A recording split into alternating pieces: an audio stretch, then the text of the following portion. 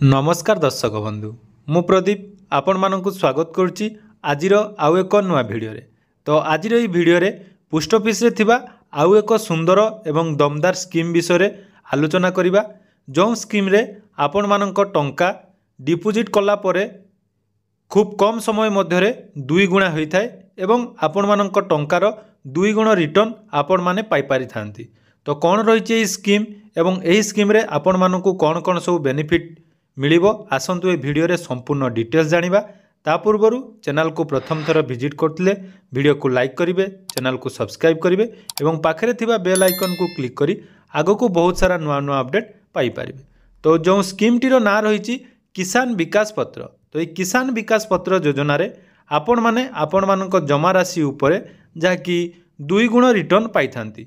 तो जदि post office रे आपण टंका रखी निजर टंका को द्विगुणित करिया पई चाहुचंती ताहले आपण मानक पई ए किसान विकास पत्र एक सुंदर एवं दमदार स्कीम रही। आसंतु जानि नबा ए स्कीम रे कौन कौन डिटेल्स रखंतु। या पूर्वरु आमे पोस्ट ऑफिस रे थिबा समस्त एफडी स्कीम विषय रे जाकि डिटेल्स जानिथिलु।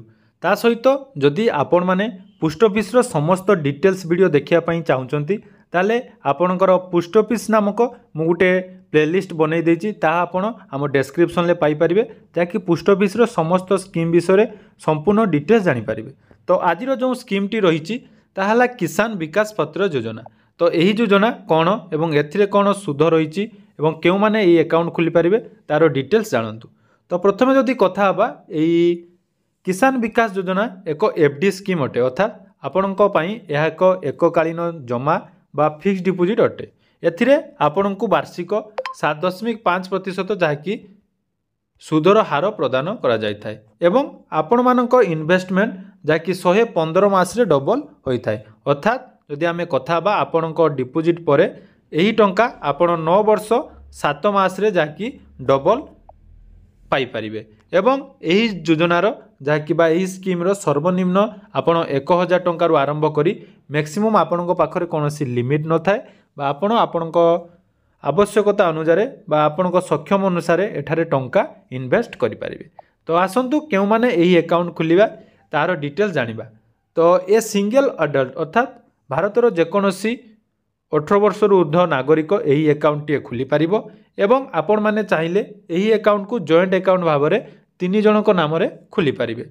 या छडा जने गार्डियन मध्य तांकर माइनर बा तांको पिलांको नाम रे एही अकाउंट खुली पारिबे।